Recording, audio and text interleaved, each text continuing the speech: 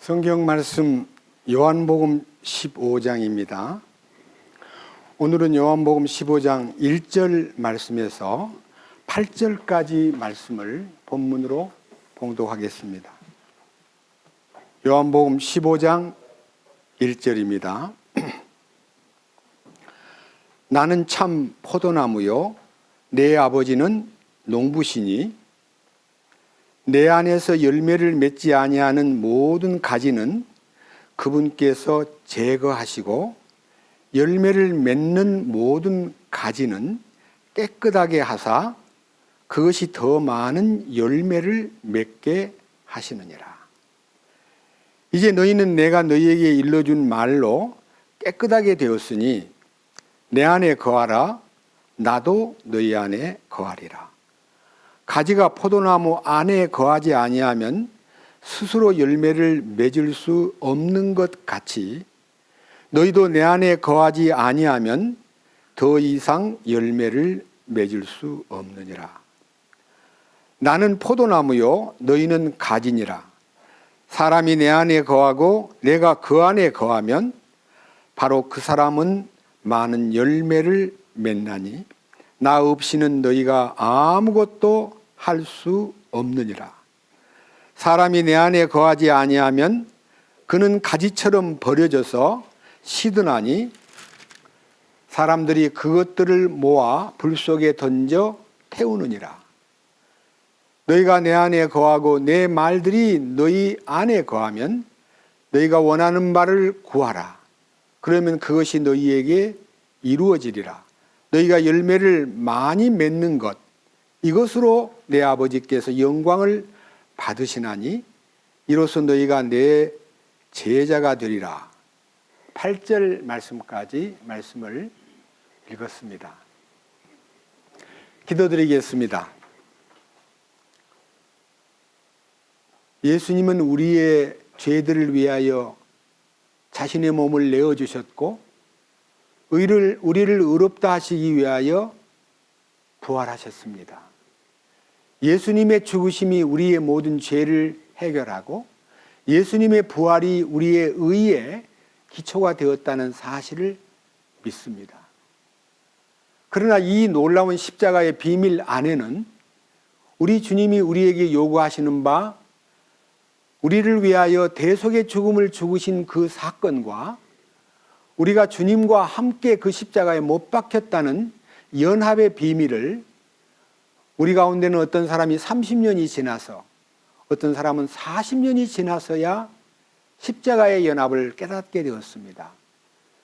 그 이유는 이 복음을 전하는 분들이 십자가의 대속의 죽음은 믿고 알고 있었지만은 십자가의 연합에 대해서 알지 못한 채 세월을 많이 허비하고 생활구원이라는 미명하에 우리를 율법 아래 묶어놓고 모든 삶 속에 고단함과 피곤함과 그리고 힘이 없이 넘어지고 쓰라린 속에서 많은 세월을 보냈습니다.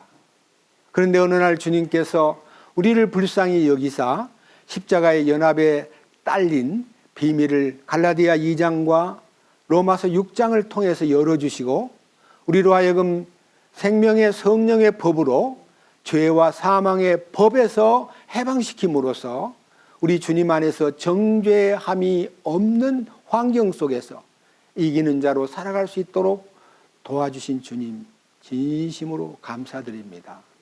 오늘은 요한복음 15장 말씀을 전반부를 읽었습니다.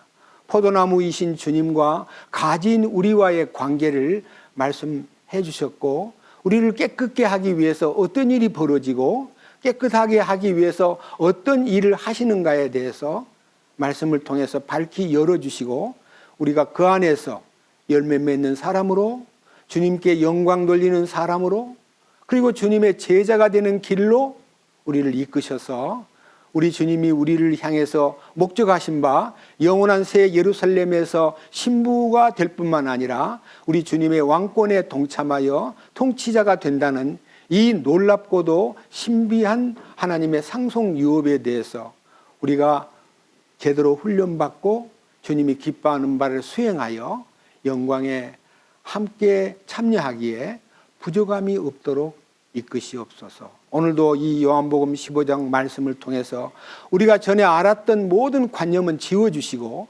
주님께서 새롭게 알려주시는 이 말씀을 통해서 우리가 부흥되고 우리가 더욱더 한 걸음 더 주님 앞에 성화되고 그 거룩하심에 의해서 우리는 주님에게 충성할 수 있는 그런 사람들로 이끄시옵소서. 우리 주 예수 그리스도의 이름으로 기도드렸습니다. 아멘. 오늘 이 읽었던 요한복음은요, 저도 요한복음 강해를 평생 처음 합니다. 목회는 한 50년 넘게 했지만요, 기회가 없었고, 요한복음을 이제 이렇게 강의하게 되었는데 어떤 식구들이 전화가 와가지고 어떻게 해서 요한복음을 강의하게 되었나요? 라고 묻는 분도 계시고 자기도 요한복음을 어떻게 하면 좀 깊이 들어볼 수 있을까 하고 기도했는데 형제님께서 요한복음 한다 그래서 너무 고마웠습니다. 요한복음 참 너무 놀라워요 하고 얘기하는 분도 계십니다. 오늘 읽은 이 요한복음 15장 이 얘기는요, 많은 세월 동안에 이렇게 우리는 알고 있었습니다. 하나님은 농부이시고 예수님은 포도나무고 우리는 가지인데 가지가 잘리면 버림을 받는다는 것으로 얘기했고 그 가지를 잘라다가 불태운다니까 마치 지옥에 보내는, 구원을 받아도 잘려나가면 지옥 간다 이런 식으로 성경을 해석해가지고 우리는 우리 주변에서 함께 살다가 나간 사람을 잘린 사람들이라고, 잘린 사람들은 저거는 아무 쓸모없이 말라가지고 불태워질 것들이라고 이렇게 우리를 아주 어렵게 만들어가지고 이 잘리는 비밀에 대해서 몰랐습니다. 근데 이제 제가 이제 잘리고 보니까 이 십자가의 비밀이 열려 오늘 여기 계신 여러분들에게 이 요한복음 15장에 특별히 이 전반부를 중심해서 말씀드릴까 합니다. 본문 말씀 보겠습니다. 나는 참 포도나무요 내 아버지는 농부시니 내 안에서 열매를 맺지 아니하는 가지는 그분께서 제거하시고, 여기에 제거하는 말이요, 포도나무 가지에서 잘린 것은 제거당한 신자다 이렇게 생각하는 분들도 있었고, 그런 성경을 가르치는 어떤 환경에서 잘려나가면 큰일 난다고 알고 있고 내가 잘린 건지 내가 나온 건지도 모르고, 여기 뒤에 2절 말씀 다시 한번 더 읽습니다. 내 안에서 열매를 맺지 아니하는 모든 가지는 그분께서 제거하시고 열매를 맺는 모든 가지는 깨끗하게 하사 그것이 더 많은 열매를 맺게 하시느니라. 오늘 여러분 집회가 이 설교를 끝내면요, 사실은 한 4분짜리도 있고 15분짜리도 있는데 가지를 자르는 농부의 일, 전지하는 작업하는 것을 4분짜리를 여러분 앞에 들려드리고 15분짜리는 기니까 카톡에다가 실어가지고 여러분 개인적으로 보게 제가 안내해드리겠습니다. 저도 그걸 여러 방면으로 조사를 해봤습니다. 농부들이 왜 가지를 자르는가 하는 거. 자, 2절. 내 안에서 열매를 맺지 아니하는 모든 가지는 그분께서 제거하시고 열매 맺는 모든 가지는 깨끗하게 하사 그것이 더 많은 열매를 맺게 하시느니라. 열매를 맺게 하시기 위해서 농부가요, 가지를 자르는 것은 버리는 가지가 아니라요, 그 가지에서 순이 이제 가지마다 이렇게 한 8개 내지 10개가 있습니다. 근데 그거를요, 2순만 남기고 위에를 탁 잘라버립니다. 높이 뻗어 있는 1년 동안 열매 맺었던 가지를 딱 잘라버리고 2순만 남겨두었다가 봄에 순이 자랄 때 2순 중에 한 순이 부실한 것은 따내버립니다. 한 순만 이제 쫙 올라가서 거기에 이제 열매를 맺게 합니다. 그래서 그 한 포도나무에 많이 맺으면 150개, 작게 맺으면 100개 정도의 송이가 열리는데 아주 튼실하고 충실한 열매가 맺힙니다. 자, 그런데 가지를 자르지 않고 아무리 좋은 품종의 포도나무라도 내버려두면 덜 포도가 열립니다. 포도가 많이는 열렸는데 알갱이가 너무 작고 맛이 없습니다. 그래서 여기 이사야 5장을 한번 보겠습니다. 구약성경 이사야 5장. 제목이 하나님의 실망스러운 포도원. 이제 하나님이 이 땅에 이제 경작지를 하나 선택해가지고 포도원 하나를 만들었습니다. 거기다가 이제 포도나무를 심었습니다. 이게 이제 오늘 요한복음 15장에 있는 우리 주님이 포도나무이시다는 것을 알게 해주시기 위해서, 우리와 하나님과의 관계를 설명해 주시기 위해서 이스라엘 민족을 샘플로 해가지고 포도원을 하나 만들었는데, 자, 5장 1절입니다. 이제 나는 내가 지극히 사랑하는 자를 위하여 노래를 부르되 그의 포도원에 관해 내가 사랑하는 자에 대한 노래를 부르리라.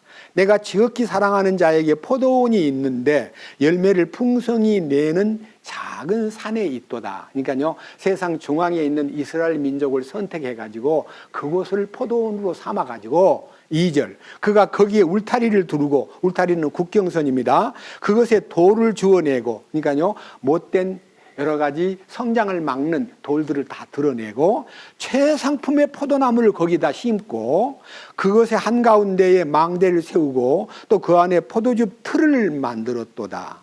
포도원이 내가 포도 내기를 그가 바랬는데 그것이 포도를 내었도다. 포도가 이제 열린 거예요.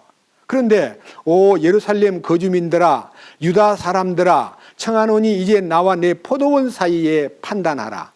내가 내 포도원을 위해 무슨 일을 더할 수 있었으랴. 그 안에서 내가 행하지 아니한 것이 무엇이냐. 포도원이 포도 내기를 내가 바랐거늘 어찌하여 그것이 들 포도를 내었느냐. 포도가 맺기는 맺었는데 쉽게 말하면 신포도, 맛없는 들 포도를 맺혔다. 그러니까 방치된 포도를 맺혔도다 이 말이에요. 자, 이제 내가 내 포도원에 무슨 일을 행할지 너희에게 말하리라. 내가 그것의 울타리를 제거하여 그것이 먹히게 하며 그것에 담을 헐어서 그것을 짓밟히게 하리라. 포도원이 공격을 당하고 담이 허물어진다는 말은 국경이 무너지고 이스라엘 민족이 저 바벨론의 저 아수르의 포로가 돼가는 운명이 된 것을 예언한 겁니다. 6절, 또 내가 그것을 피폐하게 내버려 두리니 거기서 가지를 치거나 땅을 갈지 못하고 다만 거기서 찔레와 가시가 올라오리라. 내가 또한 구름들에게 명령하여 그것들이 그 위에 비를 내리지 못하게 하리라. 만군의 주의 포도원은 이스라엘 집이요 그분께서 기뻐하시는 초목은 유다 사람들이라. 그분께서 판단의 공의를 버리셨으나 도리어 학대하는 것을 보시며 의를 바라셨으나 도리어 부르짖는 것을 보았도다. 이제 이 말씀은요, 포도원을 하나 만들어 가지고 재배를 시작했는데 실패했다는 뜻입니다. 이스라엘 민족은요, 하나님 말씀을 세상에다가 퍼뜨리기 위해서 특별한 방법으로 선택해서 말씀을 그 민족 속에 쏟아 부었는데요, 그들이 하나님의 뜻을 거역하고 너무너무 잘못되게 행동했기 때문에 여기에 하나님이 원하는 포도를 맺지 못하고 실패했다는 얘기입니다. 그래서 우리는요, 창세기부터 시작해가지고 말라기까지의 긴 기간 동안에 하나님께서 이스라엘을 통해서 당신이 이 지구에 경영하시고자 하시는 섭리와 많은 계획을 발표는 했지만요, 너무너무 불순종하고 말라기 마지막 부분을 보면요, 너무 슬픈 얘기가 나옵니다. 말라기를 잠깐 보겠습니다. 얼마나 하나님 앞에 잘못되었느냐 하면요, 말라기 1장부터 장수는 4장까지밖에 없는데요, 너무 슬픈 얘기가 이 속에 너무 많이 나타나 있습니다. 자, 말라기 1장 6절 보겠습니다. 오, 내 이름을 멸시하는 제사장들아, 만군의 주가 너희에게 이르기를 아들은 자기 아버지를 공경하고 종은 자기 주인을 공경하나니 그런즉 내가 아버지일진데 나를 공경함이 어디 있느냐, 내가 주인일진데 나를 두려워함이 어디 있느냐 하거니와 너희는 이르기를 우리가 어떤 점에서 주의 이름을 멸시하였나이까 하는도다. 그러니까 아들은 아버지를 공경하고 종은 주인을 섬기는 것이 마땅한데 내가 아버지인데 너희들이 나를 어떻게 공경하고 있느냐, 내가 주인인데 너희가 어떻게 나에게 순종하고 있느냐고 질문하니까 이들이 이렇게 말합니다. 아니 어떤 점에서 우리가 주님을 멸시했다는 겁니까? 라고 말하는 대답을 두고 답을 하기를 7절, 너희가 더러운 빵을 내 제단 위에 드리고는 이르기를 우리가 어떤 점에서 주를 더럽게 하였나이까 하나니 너희가 이르기를 주의 상은 없이 여겨도 된다 하는 점에서 그리하였느니라. 그러니까 하나님께 드리는 제사 방법에서 더러운 떡을 드리는 그들의 모습을 보고 정말 하나님은 너무 멸시를 당하고 있구나 하는 말씀을 하셨고, 그 다음 8절에 만군의 주가 말하노라 너희가 눈먼 것을 희생물로 드리면 그것이 악하지 아니하냐. 너희가 다리 저는 것과 병든 것을 드리면 그것이 악하지 아니하냐. 이제 그것들을 내 총독에게 드려보라. 그가 너를 기뻐하겠으며 내 외모를 용납하겠느냐. 이 말은요, 하나님께 드리는 제물을 눈먼 것, 병든 것, 다리 저는 것을 갖다가 제물로 삼아서 바쳤다. 쓸모없는 걸 갖다 바치는 행동을 하고 있더라 이거예요. 하나님을 얼마나 모독합니까? 우리는 구약 성경 어디를 봐도 제물을 드릴 때는요, 아주 완전한 제물, 뭐 소든 양이든 염소든 제물을요 완전하게 눈이 멀거나 아니면 뭐 다리를 절거나 아니면 몸에 흠이 있으면 제물을 삼지 못하게 돼 있는데, 흠 있는 것을 갖다 드리니까 그것을 너희 총독한테 갖다 드려봐라. 총독이 그걸 받겠느냐라고 할 만큼 아주 타락이 돼버렸어요. 그래서 너무너무 하나님께서 이 일에 대해서 이제 너무너무 참 슬픈 그 표현을 하시는데요. 여기 한번 보십시오. 12절. 그러나 너희는 말하기를 주의 상은 더러워졌고 그 상의 열매 곧 그분의 먹을 것은 없인 여겨도 된다 하므로 내 이름을 더럽혔느니라.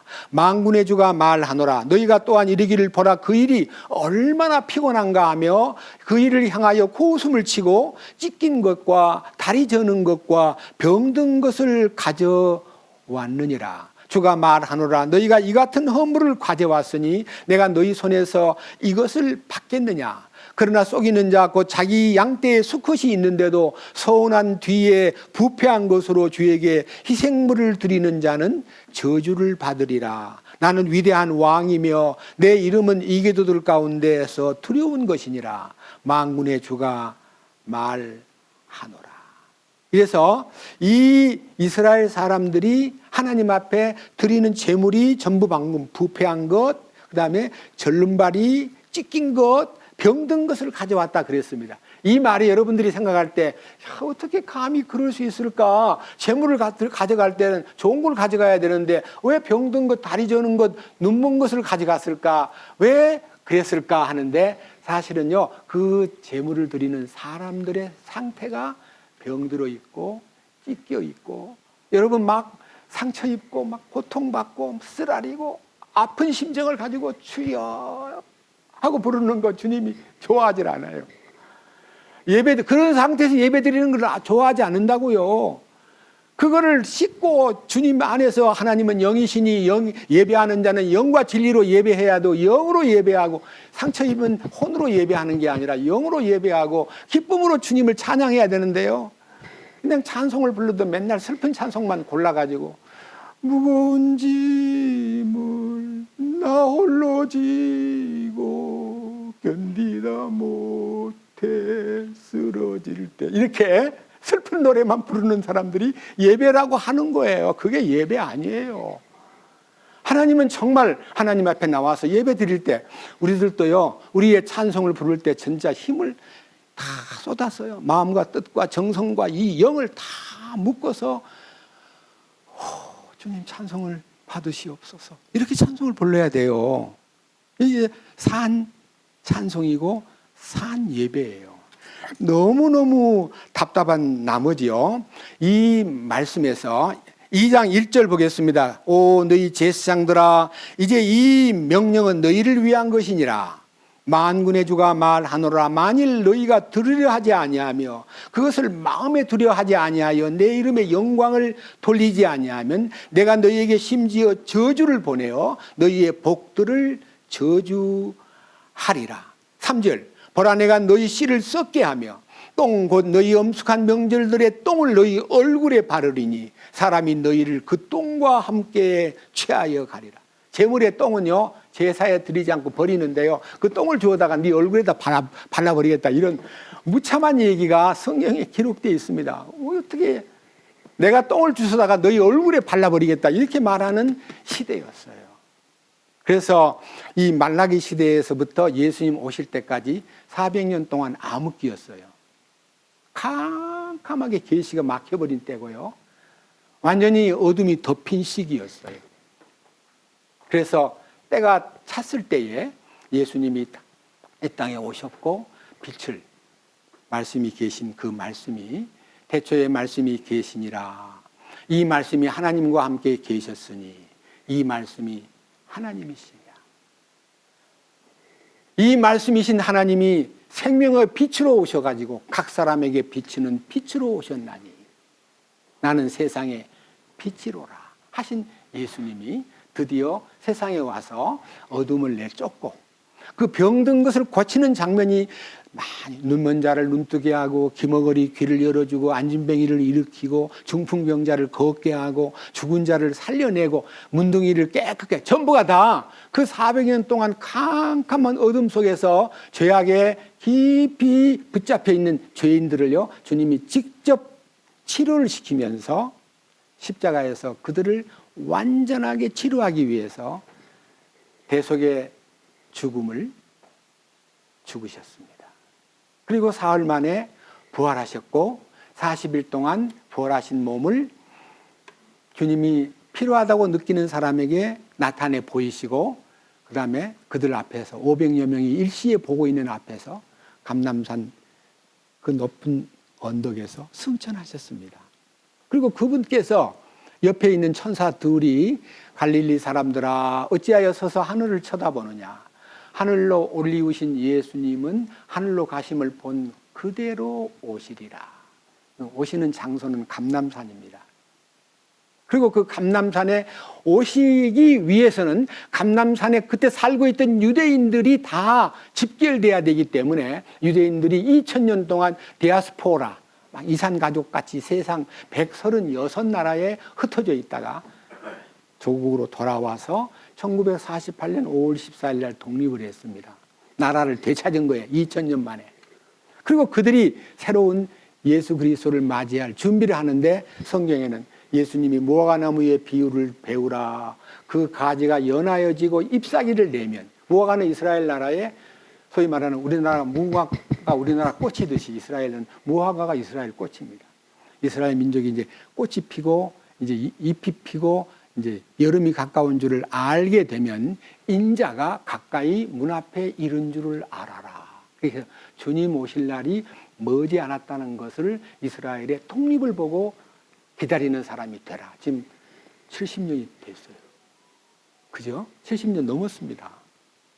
이제 우리 주님께서 오실 때가 너무 임박한 것을 우리는 느끼면서 예수님이 이 땅에다가 실패한 포도원의 과거 얘기를 꺼내는 게 아니라 이제는 자신이 포도나무가 되셔가지고 포도를 가꾸는데 그 포도의 원리, 포도나무의 원리가 어떤 원리인가를 오늘 2절과 3절에서 포인트를 특별하게 여러분 앞에 설명하고자 합니다. 다시 본문 요한복음 15장 2절로 갑니다. 내 안에서 열매를 맺지 아니하는 모든 가지는 그분께서 제거하시고 열매를 맺는 모든 가지는 깨끗하게 하사 그것이 더 많은 열매를 맺게 하시느니라.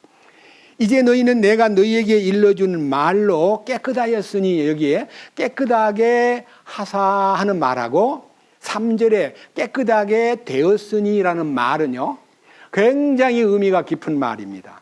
저는요 이 말씀을 놓고 많은 이제 포도나무에 남아있는 가지, 잘린 가지는 제거된 가지고 남아있는 가지는 깨끗하게 된 가지입니다. 근데 여기에 제가 이제 깨끗하게라는 단어를요 원문에 이제 찾아보니까요 기록이 되기를 깨끗하다는 동사형은요 카다이로입니다. 카다이로. 잘 들어두세요. 카다이로. 깨끗하게 하다, 전지, 가지를 자르다, 가지를 치다, 더러운 것을 제거하다 그런 뜻이에요. 그리고 형용사로는 3절의 말씀은 카다로스인데 아까 동사형은 카다이로고요. 형용사는 카다로스인데요. 깨끗한, 순결한, 더럽혀지지 않은, 거짓 없는, 그것이 이제 깨끗하니 2절과 3절입니다. 그 말은 뭔 말이냐면요. 깨끗하다는 말은 깨끗게 하기 위해서 가지를 치는 거예요. 자, 우리가요. 우리 혼을 깨끗하게 하기 위해서 우리 뭐를 쳐야 돼요? 네? 못된 가지가 많잖아요. 교만의 가지, 뭐 많은 위선적인 요건, 욕심, 탐욕, 시기, 막 별별 우리한테 온갖 것이 많이 표현되고 있잖아요. 그걸 다 잘라버리는 거예요. 예, 우리를 깨끗게 하기 위해서 전지하다는 말은요, 우리를 십자가의 능력으로 우리를 잘라내는 거예요. 옛 것을 잘라내는 거예요. 그리고 이제 2개만 남게 하고 충실하게 튼실한 거 하나만 놔두고 딱 따버리고 여기서 이제 가지가 나와가지고 그 해에 열매를 맺는 가지가 되게 하는데 깨끗하게 된 가지에서 열매가 맺는 거예요. 저는 이제 알게 되었어요. 옛날 멋 모르고 돌아다니면서 전도한다고 설교를 많이 해서 구원받은 사람 손 들어보세요 하고 한 20명 흔들면 야 이번에 구원받은 사람이 20명이나 된다고 자랑하면서 그냥 어디도 월간지 같은 이게 거기다가 기사에 이번 뉴욕 집회에서 아무개 전도인이 가서 20명이 구원을 받고 이번에 30명이 침례를 받고 해가지고 마치 자기가 큰 대단한 열매를 맺고 온 것처럼요 막 내세우려고 야 이번에 그가 가서 전도를 해서 많은 사람이 구원받았다. 이런 자랑하기 위한 업적을 세웠어요. 근데 지금은요 그것이 부끄러운 과거예요. 여기 밑에 보세요. 4절. 내 안에 거하라. 나도 너희 안에 거하리라. 가지가 포도나무 안에 거하지 아니하면 스스로 열매를 맺을 수 없는 것 같이 너희도 내 안에 거하지 아니하면 더 이상 열매를 맺을 수 없느니라. 나는 포도나무요 너희는 가지니 사람이 내 안에 거하고 내가 그 안에 거하면 그 사람은 많은 열매를 맺나니 나 없이는 너희가 아무것도 할 수 없느니라. 그러니까요, 열매를 맺는 것은요, 포도나무의 본성에 의한 하나님의 역사지, 가지가 노력해서 열매를 맺는 게 아니다, 이거예요. 근데 내가 주님의 가지라면 주님의 생명이 공급이 돼서, 자, 아래에서는 뿌리에서 올라온 영양소와 그 나무를 튼튼하게 만드는 어떤 공급이 되고요. 위에서는 태양으로부터 광합성 작용에 의해서 그것이 이제 자라서 성숙해지면서 잎이 피고 꽃이 피고 열매를 맺는 모든 과정은요 다 하나님의 일이에요. 가지의 일이 아니고요, 가지의 열매를 맺는 거는 하나님이 하시지만 그 가지는 붙어있을 뿐이지 거한다. 여기에 이 4절부터요 8절까지 거한다, 내 안에 거한다. 7절 너희가 내 안에 거하고 내 말들이 너희 안에 거하면 너희가 원하는 바를 구하라. 그러면 그것이 너희에게 이루어지리라. 여기에 거하다 하는 말도 헬라어에는 메노라고 되어 있는데 메노, 이 단어가요 거하다, 자리 잡다, 살아있다, 존재하다, 잔존하다, 붙어있다 그런 뜻이에요. 그러니까요 우리가 주님에게 연합이 된다는 말이에요. 연합은 여러분 어떻게 돼요? 내가 연합되려고 노력하고 연합이 됩니까? 내가 예수님에게 붙으려고 붙어집니까? 절대로 안 붙어요. 30년을 붙으려고 노력해도 안 되더라고요. 그럼 어떻게 붙어요? 십자가의 죽음에 연합이 붙으면요 거기에서 생명이 소위 말하는, 제가 지난번에 7 숫자는 3 더하기 4라 그랬고 12이라는 숫자는 3 곱하기 4라 그랬는데 3 더하기 4는 3하고 4가 이게 3하고 4가 여기 보태지면요 이렇게 다 보여요. 보태진 게. 그런데 곱해버리면요 안 보여요. 그걸 이제 화학적 결합이라요. 화학적 결합. 완전히 섞어가지고 그냥 뭐가 다 하나예요. 우리가요 화학적 결합을 해야 돼요. 주님 안에 들어가서 나는 죽어버리고 주님만 완전히 나타나는 것이 결합이에요. 연합이에요. 연합이라는 법칙이 방금 제가 메노라는 법칙, 여기 지금 9번 나오는 내 안에 거하라, 나도 너희 안에 거하리라, 너희가 내 안에 거하면 열매를 맺게 되고 내 안에 거하고 내 말이 너희 안에 거하면 무엇이든지 원하는 대로 구하라. 이 거한다는 단어가요 연합을 얘기해요. 이 놀라운 연합을 우리가 소유하고 깨달은 사람은요 신앙생활이 완전히 바뀌어버려요. 그리고 내 속에서 우러나오는 간증이 나와 세상은 간 곳 없고 없어져 버려요. 구속한 주만 보이도다. 주님 나타내는 것으로 우리의 삶이 시작되었다는 거예요. 옛날에는 내가 자꾸 나타나가지고 내 신경질, 내 욕심, 내 시기심, 내 모든 인간성이 막 나타나가지고 사람들을 피곤하게 만들고 한다는 사람들이 하는 말이, 말은 잘하던데 어떻게 저 모양이야? 이렇게 말을 듣게 되는 거예요. 근데 우리는 말을 안 해도 삶을 주님의 능력을 나타내고 주님이 맺혀진 열매가 두 가지가 있는데요. 내적인 열매와 외적인 열매. 이 안에서 충만되면요. 그 다음에 생명의 열매를 맺게 돼요. 그래서 이 가지를 자르는 목적은요. 생명이 충만되게 하기 위해서요. 그것이 공식적으로 잘라내게 되어 있는 거예요. 다 잘라내.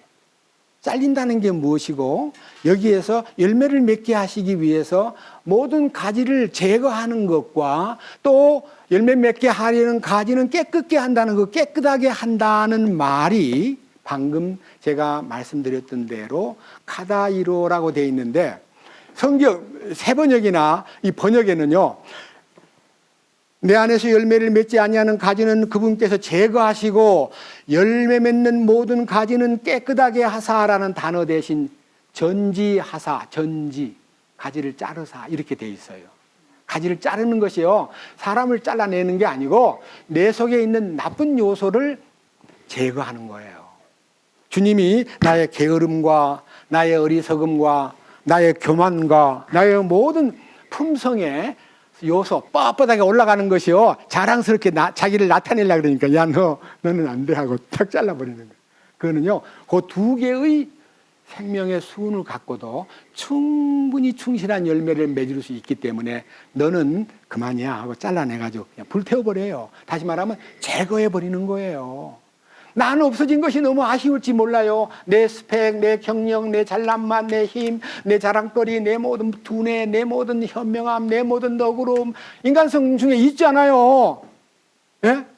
여러분들이 여러분 과거 얘기를 할 때 보면 과거에 참 괜찮은 사람이라고 느껴질 만큼 굉장히 용맹이 있고 긍정적이고 적극적이고 도전 정신이 강하고 양보도 잘하고 욕심도 덜 부리고 말도 적고 이런 사람 얼마나 많아요. 예수 안 믿는 사람한테도 수두룩해요.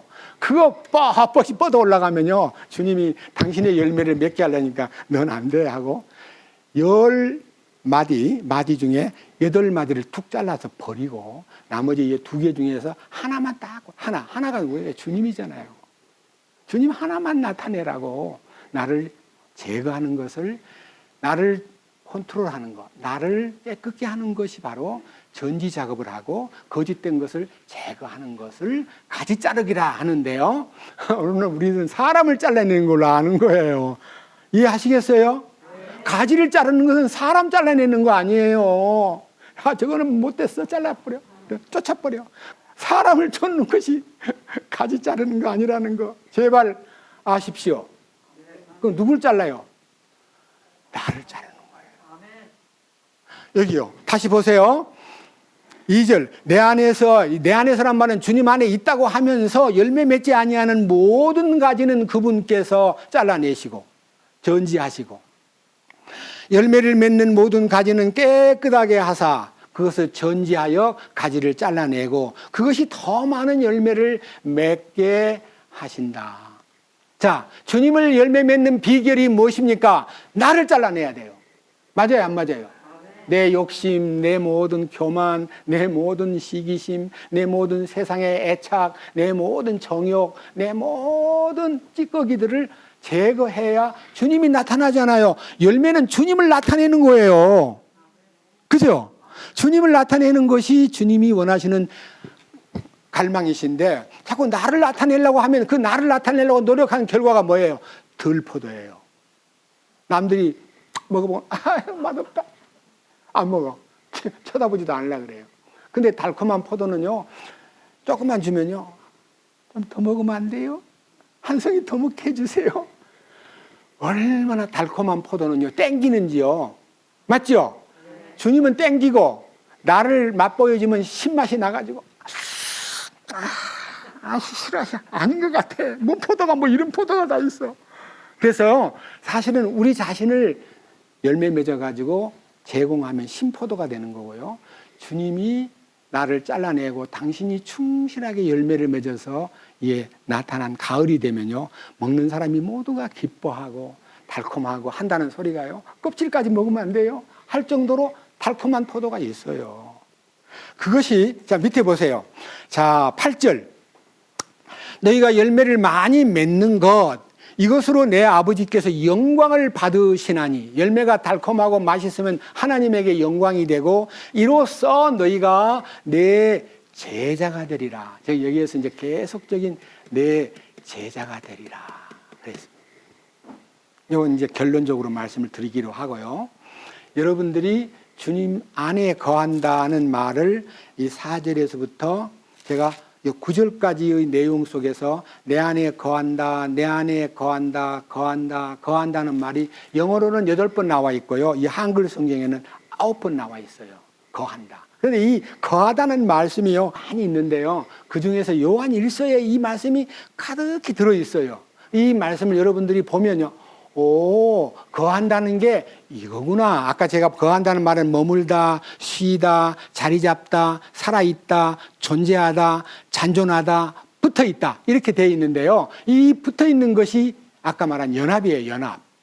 연합인데 여기에 이 메로라는 단어를 여러분 앞에 설명하기 위해서요, 이 메로에 대해서 같이 나눌까 합니다. 이 헬라어로 메로라면요, 메로입니다. 메로라는 말은 그냥 읽기는 메로라고 읽는데, 이 메로가 거하다, 거기에 붙어있다, 거기에 일체가 된다, 그런 뜻입니다.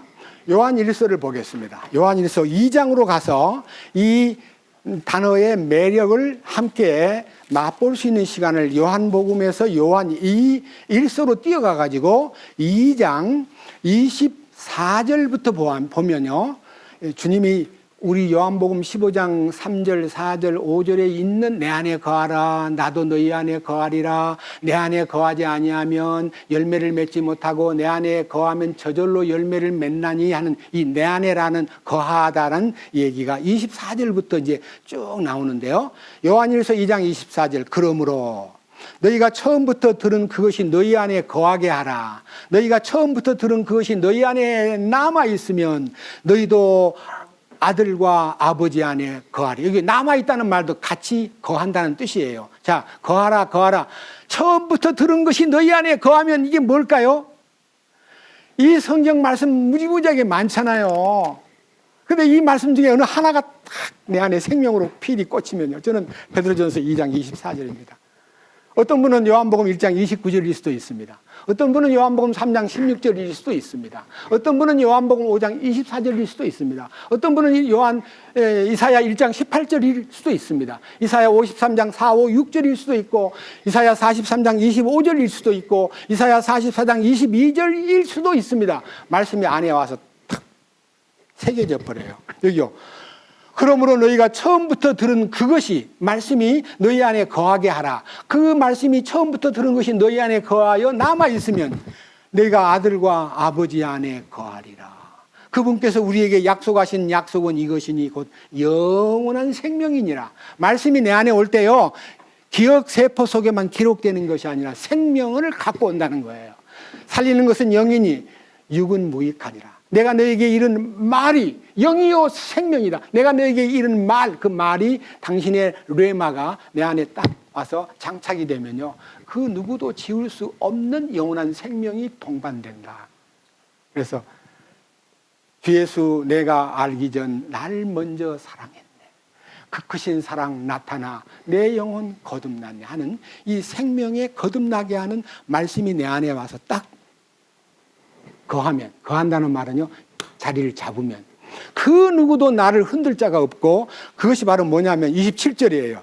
자, 그러나 너희가 그분께서 받은 기름 부음이 너희 속에 거함으로 아무도 너희를 가르칠 필요가 없고, 바로 그 기름 부음이 너희에게 모든 것을 가르치며 또 그것이 진리요 거짓이 아닌즉 그것이 너희를 가르친 대로 너희는 그분 안에 거할지니라. 여기 그분 안에 거한다는 말은요, 아까 제가 거하다는 말은 메노라 그랬는데, 이 메노라는 단어는 머물다, 쉬다, 자리 잡다, 살아있다, 존재하다, 붙어있다 뜻이에요. 연합이에요, 연합. 자, 연합이 될 때 말씀만 내 안에 오는 게 아니라 성령이 동반해서 오시는 거예요.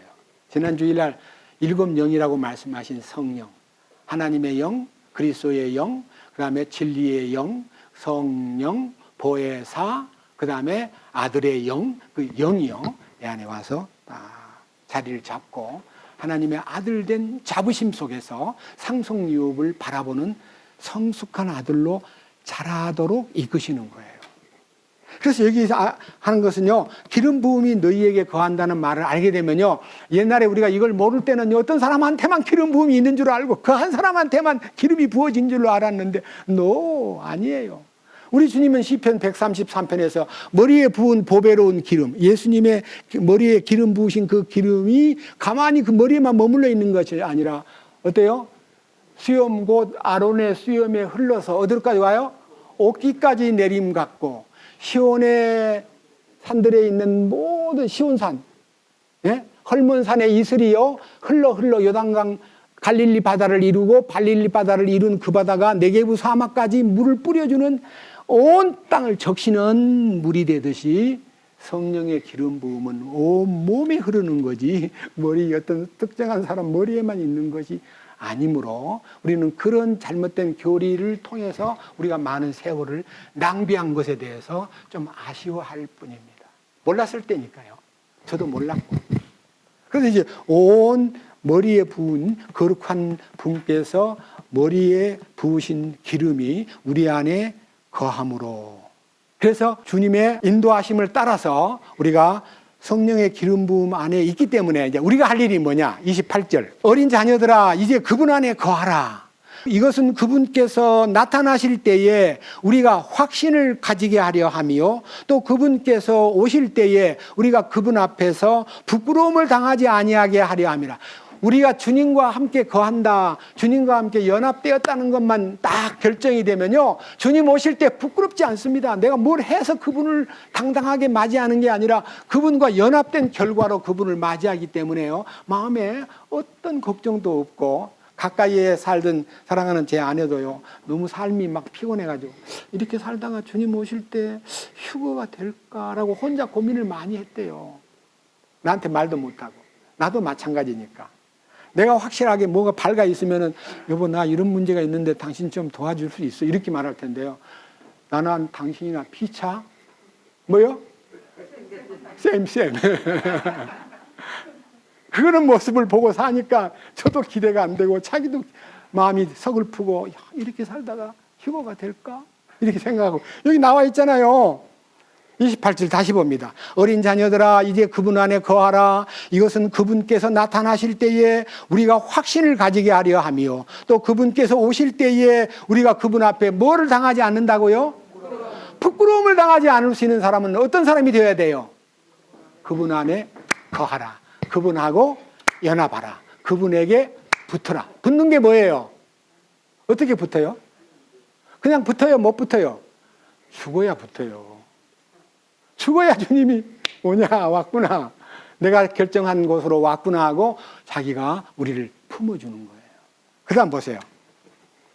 자, 29절. 그분께서 의로우신 줄을 너희가 알면 의를 행하는 자마다 그분에게서 난 줄을 아느니라. 그러니까요, 거듭났다는 것은 의가 나타나는 것이 거듭나는 것이지, 이론만 갖고 막 거듭났다고. 요즘에 이제 어떤 집회에 특별 메시지를 많이 선포한 곳에서 메시지를 저한테 많이 보내줬어요. 제가 이제 어떤 곳이라고는 말 못하겠고요. 여러분, 제사함이 거듭나는 겁니다. 제사함 받고 구원 받고 거듭나야 됩니다 하고, 제사함을 거듭나며 소리 지르니까요, 제사함 받고 거듭났다고 생각했는데 의가 없어요, 생활 가운데. 여기 있잖아요. 그분께서 의로우신 줄을 알면 의를 행하는 자마다 그분께서 난 줄을 안다. 난 줄 안다는 말은요, 거듭난 사람 맞구나 안 하고 그 의를 통해서 글을 읽을 수가 있는데 의가 안 보여요. 의가 안 보인다는 말은 뭐가 안 보인다는 거예요? 주님이 안 보인다는 거예요. 주님이 안 보인다는 말은 뭔 말이냐면요, 부활의 의가 안 보인다는 거예요. 의는, 예수 그리스도의 의는 부활의 능력으로 나타나는 거예요. 예수는 우리의 범죄함을 위하여 내어줌이 되고 죄값으로 자기를 지불했고 우리를 의롭다 하심을 위하여 살아나셨느니라. 그 부활의 의의를 소유한 사람은 그 부활의 의의가 삶 속에서 나타나는 것이 주님의 부활 능력이에요. 아시겠어요? 그 부활 능력을 나타나게 하는 것이 우리 신앙생활이에요. 그걸 여러분들이 마음에요 지니고 살면요, 감사합니다.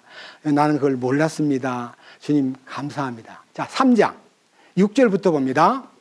누구든지 그분 안에 거하는 자는, 아까 말한 대로 안에 거한다는 말은요, 그분과 연합되었다, 그분에게 붙었다, 그분에게 머물다, 그분 안에 존재하다, 이런 말이에요. 그분 안에 거하는 자는 죄를 짓지 아니하나니 누구든지 죄를 짓는 자는 그분을 알지 못하고 그분을 보지도 못하였느니라. 그러니까요, 죄 가운데서 허덕거리면 그 사람은 주님 안에 붙었다는 말이 이론이지 참이 아니다, 그 말이에요. 예? 여러분 지금 이 교회 와가지고 여러분 모습을 보이는 것 말고 집안에서 가족들하고 시장에 가서 나무 장사하는 환경에서 버스칸에서 버스를 탔는데 발을 밟혀가지고 이제 발을 밟혔다고 해서 성질을 내릴 게 아니라 아프긴 아프죠. 밟혔으니까. 그래도 괜찮습니다. 이렇게 하는 거하고, 눈이 어디 있어요? 그러니까 하는 말, 발에는 눈이 없어요. 그렇게 해서 시비 걸고 옳고 그름을 따진다고 내가 이익을 보는 거 아니잖아요.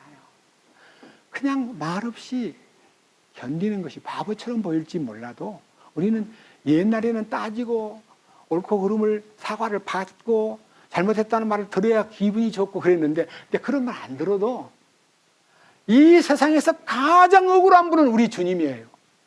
아무 죄도 없는데 죄를 당한, 죄를 지은 사람보다 더 혹독하게 덮어 씌워가지고 고통받은 분은 예수님이에요. 그 예수님이 내 안에 오셨어요. 예수님이 나보고 하는 말이, 나 죄도 없이 고통받는 건 네 알지? 너는 그 죄가 좀 있었잖아. 내 마음에 내가 너를 공급할 테니까 너는 나를 생각하면서 이겨. 알았지? 내가 도와줄게. 이렇게 해서 주님이 내 안에서 거주함으로써 내 안에 주님이 거하고 내가 주님 안에 거함으로써 그 연합이 죄를 이기고 환경을 이기고 모든 억울함을 능히 이길 수 있는 힘이 생겨요, 안 생겨요? 생겨요. 생기더라고요. 너무 억울해가지고 막 눈물이 나는데 주님이, 나는 죄도 없이 당해서 눈물 안 흘렸어. 너 그렇게 왜 울어? 하고 주님이 제 눈물을 멎게 해주시는 것을 경험한 거예요. 자, 그 다음 보십시오. 3장 9절. 누구든지 하나님에게서 난 자는 죄를 범하지 아니하나니 이는 그분의 씨가 그 속에 뭐하고요? 여기 머물러라는 단어도 아까 말한 매너. 예, 연합하다, 거기에 거주하다, 거기에 머물다, 존재하다, 그 안에 잔존하다, 그런 뜻이에요. 여기 똑같은 단어예요. 머물러 있다는 단어도. 다른 개역에는요, 이는 하나님의 씨가 그 속에 거하기 때문이요, 이렇게 되어 있어요. 머물러 있다는 말은 그 단어가 똑같은 단어라는 걸 아시고 넘어갑시다. 그 다음 뒤로 넘어가가지고 이제는 3장 14절부터 봅니다. 우리가 형제들을 사랑함으로 사망에서 생명으로 옮겨간 줄을 우리가 알거니와 자기 형제를 사랑하지 아니하는 자는 사망 안에 거하느니라. 사망 안에 거하다는 이 거하다도 매너.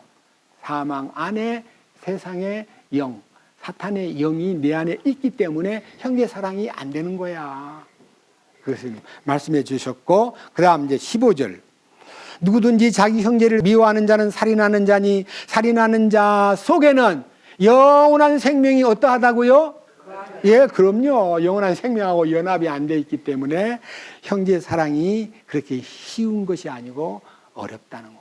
그 다음에 16절. 하나님께서 우리를 위해 자신의 생명을 내놓으셨으므로 이로써 우리가 그분의 사랑을 깨닫나니 우리가 형제들을 위해 우리의 생명을 내놓는 것이 마땅하니라. 그러나 누가 이 세상에 좋은 것을 가지고 있으면서 자기 형제가 궁핍한 것을 보고도 동정하는 마음을 닫아버리면, 그를 피하면 어찌 하나님의 사랑이 그 속에 거하겠느냐. 이 거하다. 여기에 메노. 이 단어가 우리 안에 실제가 돼야 됩니다. 그래서 우리는요, 아무리 좋은 곳이 있어도요, 형제보다 좋은 게 있어요, 없어요? 주님보다 더 좋은 곳이 없듯이요, 주님의 사랑을 받은 그 형제가 귀하기 때문에 내가 아무리 귀한 것이 있어도요, 기꺼이 줄 수 있는 마음이 생기는 것이 형제 사랑의 원칙이다, 이거예요. 예, 좋은 거 이제 이렇게 있는데요. 옛날에는 누가 도움을 구하면요, 제일 적은 거 줘요. 안 좋은 거. 근데요, 참 사랑이 이 속에 거하고 생명이 오면요, 큰 거 줘요. 큰 거 주고 싶어요. 그래요, 안 그래요? 그게 우리 진심이에요. 그것이 이 성경 안에 그대로 있어요. 놀라운 얘기입니다. 그 다음요, 24절 보겠습니다. 3장 24절. 그분의 명령을 지키는 자는 그분 안에 거하고 그분은 그 안에 거하시나니 그분께서 우리에게 주신 성령으로 말미암아 그분께서 우리 안에 거하시는 줄을 이로써 우리가 아느니라. 이제 성령님과의 항상 연합이 된 것을 이 삶 속에서 매우 프라우드하게 자존심이 주님 안에 내가 산다는 게 얼마나 행복한가. 남한테 자랑하는 자랑이 아니고요, 내 마음속에서 주님 감사합니다. 이 비천한 인생에게 주님이 오셔서 내 안에 계시다니요. 이 비천한 자 안에 오신다는 것에 대한 그림자가요, 주님이 이 땅에 처음 오실 때 어디에 왔어요? 말구유에. 말구유가 바로 내 마음이에요. 지저분하고 더러운 냄새나는 곳이에요. 근데 그분이 그 말구유에, 구유에 누웠다는 거예요. 구유에. 우리 주님이. 천지를 창조하신 주인께서 왕궁에 오셔야지 왜 그 말구유에 왔습니까? 비천한 이 말구유 안에 주님이 오셨다는 거. 그래서 이게 변화가 돼가지고 이제는 이 속에서 주님의 능력이 나이가 들어가고 점점 성장함으로 말미암아 하나님의 영이 그 위에 머물러 계시고 그가 더 성장함으로써 30세가 되었을 때 완전하신 소위 말하는 인간 속에 주님의 완성이 딱 나타나니까, 주님은 이 땅에 완전히 우리의 낮은 처지에 오셔가지고요, 그 안에서 완성된 이 실체를 가지고 30년 만에 바깥에 공생애를 출발하신 거예요. 우리들도요, 우리 주님 안에서 성숙해지기 위해서는 30년 내지 40년의 훈련 기간이 있는 거예요. 이스라엘 민족도 광야 40년, 예수님도 30년을 지내신 후에 공생애를 시작하셨고, 레위인도 30살이 되어야만 성전에 들어가서 봉사합니다. 보통 사람은 20살이 되면 군대를 가는데 레위인은 30살이 되어야 성전 안에 들어가서 일을 합니다. 우리들도요, 우리들의 생애가 주님 안에서 훈련을 받아가지고 30년이 됐을 때 완벽한 주님의 뜻을 펼치는 일꾼으로 쓰임을 받게 됩니다. 여러분들이 여러분 자신들이 지금 변화된 지 얼마나 됐는지 몰라도요, 더욱더 주님 앞에 쓰임을 받는 사람으로 강력하게 도전을 해야 되는데, 그 중에서 도전해가지고 가장 빨리 긴급한 사람이 성경에 있어요. 누굴까요? 바울. 잘 아시네, 바울. 즉시 그냥 일이 열려가지고 다마스커스에 예수 믿는 사람 잡아주기로 갔다가 거기에서 눈을 뜨고 난 다음에 예수 그리스도를 전파하는 사람이 되었고, 그 다음 3년 동안 고향에 가 있었는데 그를 다시 불러다가 3년 동안 또 저 아라비아 사막에 가 있었는데 한 6년 정도 훈련을 받고는요, 사도 바울이 다시 주님의 뜻을 따라서 일을 하기 시작하는 모습을 보면요, 단축을요 한 10년 안에 모든 훈련을 끝내고 평생 나의 달려갈 길을 다 마치고 산 사람 중에 하나인데, 우리들도요 떠날 때가 됐을 때 나의 달려갈 길을 다 마치고 하고 믿음을 지켰으니 이제 나를 위해서 의의 면류관이 예비되어 있다고 하는 그 기다림과 보상에 대한 기대를 갖고 세상을 떠나야 돼요. 그래서 우리 여기 계신 여러분 모두가 다 이 요한복음에 거하다 하는 말하고 그 안에 함께 깨끗게 되는 이 과정을요 마음에 지니면요, 열매 맺는 건 내 소관이 아니에요. 주님이 하시는 거예요. 주님이. 그래서 이제 아까 요한 1서 4장을 봐야 마지막 결론을 내릴 수 있습니다. 4장 12절 어느 때나 아무도 하나님을 보지 못하였으되 만일 우리가 서로 사랑하면 하나님께서 우리 안에 거하시고 그분의 사랑이 우리 안에서 완전하게 되었느니라.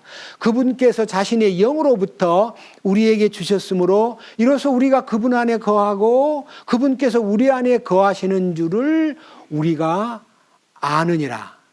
그 다음에 15절, 예수님께서 하나님의 아들이심을 시인하는 자가 누구든지 하나님께서 그 안에 거하시고 그도 하나님 안에 거하느니라. 우리를 향해 하나님이 가지고 계신 사랑을 우리가 알았고 또 믿었나니 하나님은 사랑이심으로 사랑 안에 거하는 자는 하나님 안에 거하고 하나님도 그 안에 거하시느니라. 17절, 이 점에서 우리의 사랑이 완전하게 되었나니 이것은 우리가 심판날에 담대함을 가지게 하려 함이라. 이는 그분께서 어떠하신 것 같이 우리도 이 세상에서 그러하기 때문이니라. 사랑에는 결코 두려움이 없고 완전한 사랑은 두려움을 내쫓나니 이는 두려움에 고통이 있기 때문이라. 두려워하는 자는 사랑 안에서 완전하게 되지 못하였느니라. 우리가 그분을 사랑하면 그분께서 먼저 우리를 사랑하셨기 때문이라. 어떤 사람이 나는 하나님을 사랑하노라 하고 자기 형제를 미워하면 그는 거짓말하는 자니 자기가 본 자기 형제를 사랑하지 아니하는 자가 어찌 자기가 보지 못한 하나님을 사랑할 수 있으리요 하느니 사랑할 수 있는 사람이 되기 위해서는요, 여기 16절에 주석이 달려있는 우리를 향해 하나님이 가지고 계신 사랑을 우리가 알았고 또 믿었나니 하나님은 사랑이심으로 사랑 안에 거하는 자는 하나님 안에 거하고 하나님도 그 안에 거한다는 하나님 안에 연합이 되었다고 하는 이 놀라운 간증은요, 사랑의 연합을 얘기하는 거기 때문에 사랑이 삶 속에 흘러날 수밖에 없다 이거예요. 아내를 사랑하는 것, 자식을 사랑하는 것은 본능적이에요. 나와 아무 이해관계가 없는 사람을 사랑하는 것이 사랑하는 거예요. 내가 사랑해야 될 사람 사랑하는 건 당연한 일이에요. 집에 가서 이제 사랑을 이루고 사는 거 아주 권장할 일이고 에덴이 회복되는 일이에요. 그런데 에덴 동산에는 아담과 하와만 있는 게 아니라 많은 동식물도 있습니다. 주님이 관리하라고 하셨습니다. 이 동식물은요, 이 인생이 살아가는 동안에 접촉돼야 될 모든 대상, 그 중에서 동물적인 모습을 띤 인간들이 우리 가운데 얼마나 많습니까? 여러분, 사람 중에서 못된 사람을 보고 뭐라 그래요? 저 짐승만 또 못한. 그 다음에 또 더 나쁘게 말하면 저 개만 또 못한. 또 욕심이 많으면 저 돼지 같은. 이렇게 생각합니다. 짐승같이 사는 사람이 너무 많아요. 그들을 향해서도 주님께서 보자기에 들어있는 각종 짐승들을 내가 이미 깨끗하게 하였으니 너는 잡아먹으라고 한 그 고넬료에게 찾아가도록 권고하신 환상 속에 담긴 사도행전 10장의 얘기가요, 우리가 그들도 깨끗함을 입은 자입니까? 아직은 멀었습니까? 입은 자예요. 그 입은 자를 지옥 갈 사람이라고 단정을 내리고 저 지옥 갈 놈들하고 거리를 둬버리면 전도가 안 돼요. 그들 속에 들어가려면 그들을 불쌍히 여겨야 돼요. 주님이 용서해 놓았기 때문에 우리는 그 일을 마음에 지니고 그 안 믿는 사람도 불쌍히 여기는 마음으로 접근해야 될 책임이 있다는 거 잊지 마십시오. 다 버리고 세상 다 버리고 나는 이제 오직 주님만 따라갈 거야. 저들은 상대도 하기 싫어. 이거 아니에요. 왜 기독교가 세상의 빛이라 그랬고 세상의 소금이라 그랬습니까? 어두운 속에 가야 빛이 바라고 소금은 어디 가야 돼요? 창고에만 쌓여 있으면 돼요? 아, 소금이 어디로 가야 돼요? 교회만 있으면 돼요? 음식 속으로 들어가서 녹아야 돼요. 된장 속으로 들어가야 돼요. 모든 음식이 맛이 없다고 느낄 때요, 소금만 이렇게 쫙 뿌려주면요 맛이 탁 나는데요, 맛을 내고도 소금 맛이 좋다 그런 말을 아무도 안 해요. 뭐라 그래요? 음식 맛이 좋다 그래. 소금은 자기를 숨겨요. 맞아요, 안 맞아요? 우리는 녹고 맛을 내고 난 후에 내 맛이 좋다고 해야지 왜 내 이름을 안 대? 자기 이름을 대는 것을 원하는 사람이 많은데 예수 믿고 주님과 연합되면 자기를 나타내고자 하지 않고 주님만 나타내기를 원하시는 것이 우리의 본성으로 바뀐 모습인 것입니다. 자, 그런데요, 제가 이제 결론적으로 아까 읽었던 요한복음 15장 한 절을 보고 그 결과를 여러분 앞에 소개하겠습니다. 요한복음 15장 7절. 너희가 내 안에 거하고 내 말들이 너희 안에 거하면, 여기 재밌는 거는요, 내 말들이 하는 요 말이 로고스가 아니고 레마예요. 여기 요한복음 15장 앞으로 가가지고요, 3절. 이제 너희는 내가 너희에게 일러준 말로, 이 말은 로고스예요. 진리의 말씀이 우리를 깨끗하게 만드는 거예요. 그러나 놀라운 것은 우리 안에 거해가지고 우리 속에서 막 다 약동하는 말은 레마예요. 그래서 7절, 너희가 내 안에 거하고 내 말이, 레마예요. 레마가 너희 안에 거하면 너희가 원하는 바를 구하라. 자, 원하는 바를 구하라고 했다고 많은 것 욕심껏 구합니까? 구할 것을 구별해냅니까? 옛날에는 뭔 모르고요, 이것도 해주시고 저것도 해주시고 잘 되게 해주시고 건강하게 해주시고 형통하게 해주시고 사업 성공하게 해주시고 그랬는데, 이 주님 말씀이 내 안에 딱 레마로 가면 이 소원이 싹 사라져버려요. 주여, 나는 없습니다. 나는 소원이 주님뿐입니다. Only Jesus. 주님 뜻을 따르고 주님의 명하신 것을 순종하고자 합니다. 주여, 지성소의 비밀을 열어주세요. 주님 뜻을 더 밝히 말씀해 주세요. 제 삶은 이제 세상 것은 필요 없습니다. 해볼 것 다 해보고요, 누릴 것도 누려보고, 저는 이제 나이가 이제 80이 다 돼가니까 구할 게 아무것도 없어요. 왜 하면 그냥 주님 뜻대로 그냥 지켜주시고 쓸 수 있는 데까지 쓰시고 주님 부르시면 가겠습니다. 그거지 무슨 노후 대책이 필요하고 집이 필요하고 그런 거 지금 구해도 되겠습니까? 무엇이든지 원하는 대로 구하라 그러기 때문에 그 구하는 것이 바뀌어요. 영적인 것을 구하지 육신적인 것을 구할 마음이 전혀 없는 거예요. 그래서 무엇이든지 원하는 바를 구하라. 그러면 너희에게 뭐하리라? 그 이루어짐이 뭐냐면요, 주님이 이루었다는 그 속에 다 들어있어요. 제가 지난번에 다시 말씀드리듯이 거듭남은 뭐라 그랬어요? 종합 선물 세트. 열어보니까 막 다 있어요, 그 안에. 그리고 또 꺼내면 또 있어요. 아이고, 또 있구나. 이렇게 해야지. 자꾸만 내 소원을 말하는 것은 아직도 주님과 함께 연합이 안 되었다는 뜻이에요. 아시겠습니까? 그런 기도 하지 말라 그게 아니고요, 그런 기도가 자연스럽게 지워져 버리고 주님 뜻을 구하는 기도로 바뀌는 것이 있었는가? 그것이 자기 자신이 스스로 알아야 됩니다. 그 다음 8절. 그 결과로 무엇이든지 원하는 대로 구하면 내가 이루어 준다 하신 그 이루심 안에 내가 들어감으로써 열매를 많이 맺는 것, 이것을 통해 내 아버지께서 영광을 받게 되고 이로써 너희가 뭐가 되리라? 제자가 된다는 것. 예수님의 제자가 된다는 것은요, 가장 많은 상을 받을 사람이 예수님의 제자입니다. 예수님 친구라고도 불러주고요, 예수님이 우리 보고 아들이라고도 불러주고, 여러 가지 방법으로 이제 여기에 나중에는 신랑이신 주님 안에 신부가 되지만요, 이 땅에 사는 동안에 제자가 된다는 것이 엄청난 축복이에요. 제자가 되는 조건이, 여기에는 열매를 많이 맺는 것은 결과입니다. 그리고 아버지께서 영광 받으시는 것도 결과입니다. 그런데 과정을, 수속을 밟아야 돼요. 제자가 되는 과정. 너무 중요하기 때문에 이 말씀 함께 나누고 마치겠습니다. 누가복음 14장. 이 말씀은요, 제가 지어낸 게 아니고 기도하면서 말씀을 발견한 겁니다. 14장 25절 제목이 뭐라고 돼 있죠? 네, 참 이 성경을요, 부분 제목을 잘 정해서 고마워요. 이 편집자가, 이건 성경책에 기록된 건 아니거든요. 제자가 되는 길. 자, 큰 무리들이 25절 그분과 함께 갈 때에 그분께서 돌아서서 그들에게 이르시되, 길 갈 때에 하신 말씀, 길 갈 때에. 26절 어떤 사람이 내게 오면서 자기 아버지나 어머니나 아내나 자녀나 형제나 자매나 참으로 자기 혼도 미워하지 아니하면 능히 내 제자가 되지 못하고.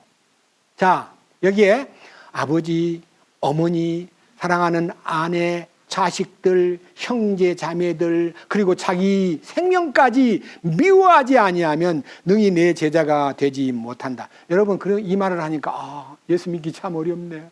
부모를 미워하라, 아내를 미워하라, 자식을 미워하라, 형제 자매를 미워하라. 아, 이건 나를 미워하라. 이게 무슨 말이야? 미워한다는 게 쉬워요, 안 쉬워요? 보통 때 미워하고 살던 사람일지라도 미워하라 그러면 기분이 야릇해져요. 어떻게 예수 믿는 사람이 부모를 미워하고 자식을 미워하고 아내를 미워하고 형제자매를 미워하고 야, 미워한다는 말이 뭔 말이야? 생명까지도 미워하라 하는 말은요, 이 미워하라는 말은요, 우리 속에서 책임을 지닌 우리 인간은 부모를 미워할 수가 없어요. 아내와 자식을 미워할 수가 없어요. 형제를 미워할 수도 없고 자매를 미워할 수 없고, 육신적인 형제 자매입니다. 나를 미워할 수가 없어요. 나를 너무너무 사랑하기 때문에 나를 위해서, 형제간을 위해서, 자식과 처자식을 위해서 목숨을 걸고 살잖아요. 그런데요, 나중에 뭘 알아야 되냐면요, 이 책임, 내가 자식과 부모와 내 모든 가족과 내 모든 이 형제 자매를 위해서 내가 살아가는 동안에 책임을 갖고 있는 나 자신이 너무너무 발버둥치고 살아왔는데 이것이 아니구나. 그럼 뭐를 미워한다는 말이냐, 사랑한다는 말이냐. 주님에게 방향을 딱 돌리면요, 주님이 그것을 책임져 줄 테니 네가 그렇게 빠둥빠둥하고 있지 말아라는 뜻이지, 저주스러운 사람이 되라 그런 뜻이 절대로 아닙니다. 아시겠습니까? 그럼 구원받은 사람 다 이혼해야 되겠네요? 아니요. 네. 내가 책임을 지고 그렇게 돌보려고 그렇게 잘되게 하려고 바둥바둥 하던 내가 이제는 바톤을, 주님, 나 힘으로는 안 됩니다. 주여 맡아주십시오. 나는 주님을 따르겠습니다라고 부모와 처자식과 형제자매를, 그리고 나까지도 주님께 맡기는 걸 말하는 거예요. 아시겠어요? 맡기면 되는 거예요. 근데 말로는 맡기는데 됩니까, 안 됩니까? 안 돼요. 그 다음 보세요. 27절. 그게 이제 십자가예요. 누구든지 자기 십자가를 치고 나를 따라오지 아니하는 자도 능히 내 제자가 되지 못하리라. 이게 이제 위에 26절에 대한 설명이에요. 네가 십자가 안으로만 들어가면 내 제자가 되고, 요 위에 있는 부모, 자식, 처자식, 형제, 자매, 나를 주께 맡기는 사람이 된다. 십자가 안에만 연합이 되면 내가 맡아줄게 하는 말이에요. 아시겠죠? 자, 그 다음 이제 더 나아가서 28절. 너희 중에 누가 망대를 세우려 할 때에 너희가 가진 것이 그것을 완성하기에 충분한지 먼저 앉아서 그 비용을 계산하지 아니하겠느냐. 그렇게 하지 아니하여 그가 기초만 놓은 채 그것을 완성하지 못하면 그것을 보는 모든 자가 그를 조롱하기 시작하여 이르되 이 사람이 세우는 일을 시작하고 완성하지는 못하였다 하리라. 이게 뭡니까? 망대를 세우는 공사에 대해서 여러 번 이제 집회 때 얘기했기 때문에, 여러분, 망대가 뭐 하는 거예요? 멀리 보는 것도 있고, 원수와 대적자가 오는가 안 오는가를 지켜보는 워치타워예요. 높은 데 올라가 가지고요, 멀리 보는 거예요. 그 다음에 원수가 오면 누가 오네, 적군이 오네 하고 빨리 그 대책을 세우는 건데요, 우리가 아무리 높은 데 올라가도요, 우리의 눈은 근시안이에요. 앞밖에 못 봐요. 원시안이 못 돼요. 원시안이 되려면요, 베드로후서 1장 5절 이하에 믿음의 덕의 지식을, 지식의 절제를, 절제의 인내를, 인내의 경건을, 경건의 형제 우애를, 형제 우애의 사랑을 공급하라. 이것이 넘친 사람이 원시적인 눈이 되고 열매를 맺는 사람이 된다. 이것이 없는 자는 자기 옛죄를 깨끗게 됨까지도 잊어버리고 열매가 없는 사람이 된다. 그러니까요, 앞만 보고 가는 사람은요, 아무것도, 앞만 보는 것도 좀 이제 그 미시적인 환경인데요, 자꾸 뒤를 봐요. 내 옛날에 좋았는데, 내가 젊었을 때가 좋았는데. 여러분, 멀리 봐요. 어디를 봐야면 새 예루살렘을 바라봐야 돼요. 그것이 십자가에 연합을 했을 때 하나님의 성품이 내 안에 오면요, 멀리 보는 눈이 열려버려요. 그러면요, 가까이에 있는 이 문제는 아무 문제가 안 돼요. 이걸 이제 말하는 거예요. 망대를 세워놓고 기초만 닦아놓고 완성을 못하면 얼마나 비웃음을 당하겠느냐. 온 인류는 망대 공사를 지금 하고 있습니다. 자기 나름대로. 그런데 멀리 못 봐요. 멀리 못 보니까 어디로 갑니까? 요새 대통령 선거한다고 떠들썩한데 뭐한테 의지합니까? 점쟁이한테 가가지고 멀리 보는 게 뭐예요? 3월 9일 이후에 내가 어떻게 되겠어? 그거 물으러 다녀요. 당선될까 안 될까 점치러 다녀요. 그러다 보니까 점쟁이들이 국회의원 대통령 선거하는 옆에도 줄줄이 따라다녀요. 뭐 남만 말하고 근데 자기도 그래요. 멀리 못 보니까. 3월 9일 이후를 모르니까. 우리가 그것을 알아요, 몰라요? 주님이 다 정해놓고 있기 때문에요. 기다리면 돼요. 우리는 뭐 알려고 노력할 필요가 있어요, 없어요? 주님이 권력을 정한다 했기 때문에 우리는 그분의 결정에 따를 뿐이지 우리가 사람의 마음을 움직여서 뽑아요. 로마서 13장 1절에 권력은 하나님께로 난다. 이미 있는 권력은 다 하나님이 정하신 바라. 하나님이 권력을 정하시기 때문에 절대로 이런 권력을 거역하지 말아라 했기 때문에 우리는 그 권력을 주님의 결정권에다가 딱 맡기고 기다리고 기도할 뿐이고, 혹시 내가 누구를 찍어야 될까를, 여러분 이런 교회당 안에서 누구를 지지하는 걸로 이렇게 너무 색깔이 짙어버리면요, 그것도 당이 되는 거예요. 주님께 다 여쭤보세요. 로마서 13장 1절 읽고 넘어갑시다. 필요하니까요. 로마서 13장 1절. 모든 혼은 더 높은 권력들에게 복종할지니 하나님으로부터 나지 않은 권력이 없으며 이미 있는 권력들도 하나님께서 뭐 하셨느니라? 그러면 권력을 하나님이 정하셨기 때문에 2절, 그러므로 누구든지 권력을 거역하는 자는 하나님의 규례를 거역하나니 거역하는 자들은 스스로 정죄를 받으리라. 그러니까요, 권력은 하나님이 정한다는 거 알기 때문에 누구당 뭐 세할 거 없이요, 하나님이 정한 대로 따라갈 수밖에 없다는 것을 우리가 믿고 주님께 구하는 마음이 있으면 나중에 당선되고 나도 내 마음대로 안 됐다고 해도 주님 뜻에 의해서 그 사람이 된 것 같은데 저도 따르겠습니다, 이래야지. 내가 찍었는데 왜 안 됐지? 내가 찍었는데 왜 안 됐지 하는 말은 누구예요? 내 뜻대로 되려고 하는 거 아니에요? 그래요, 안 그래요? 주님 뜻대로 돼야 되기 때문에 주님한테 맡겨야 돼요. 권력을 주님이 정하셨기 때문에. 저는 그걸 언제 알았느냐? 옛날 박정희 대통령하고 김대중 대통령 처음 이제 붙어가지고 싸울 때요, 제가 보니까 김대중이가 똑똑해요. 말도 잘하고. 그래서 제가 하나님한테 물어보지도 않고 김대중 딱 찍었죠. 그 김대중이 떨어져 버렸어요. 그래서 제가요, 회개한 거예요. 이 말씀을 보고. 주님 부끄럽습니다. 제가 정한 대로 했더니 안 되고 주님이 또 그 사람을 뽑으셨군요. 주님이 뽑은 사람일진데 제가 거역할 수 없다는 거 압니다. 용서해 주십시오 하고, 그 다음 총선거, 국회의원 선거할 때는요, 박정희 밑에 있는 사람 무조건 찍었어요. 잘못했기 때문에. 뭔 말이냐? 권력을 내가 누가 좋아서 누가 싫어서가 아니라 하나님이 왜 이 사람을 뽑았지? 하는 마음이 생기니까 제 마음에서 거기에 순종할 수밖에 없다는 것을 배웠기 때문에 그 후부터는요, 누가 무슨 말을 해도 사람들 소리를 듣고 따라가는 게 아니라 하나님의 음성에 귀 기울이는 사람이 된 것에 대해서 감사드립니다. 여러분들도 하나님의 음성에 귀 기울이는 사람 되시기를 부탁드립니다. 자, 그 다음 보십시오. 누가복음 14장 33절. 이와 같이 너희 중에 누구든지 자기의 모든 소유를 버리지 아니하는 자는 능히 내 제자가 되지 못하리라. 소유를 버리라는 게 뭘까요? 네? 이 소유는요, 대부분 다 육신적인 자기의 소유. 이것이 물질일 수도 있고 명예, 권세, 사람, 관계, 직장, 직위, 모든 자기의 소유를요, 버리라는 말은 예수 믿고 직장을 버리고 모든 하던 일을 그만 다 내려놓고 주님만 바라보라, 그런 말이 아니고, 내가 처한 현재 이 일이 주님을 향해서 내가 어떻게 살아야 될 것인가를 방향을 바꿔야 돼요. 목적을. 자, 보세요. 여기서 장사하는 분 계세요? 장사. 물건 매일 나가서 파는 분. 손 한번 들어보세요. 장사하시는 분. 장사 왜 해요?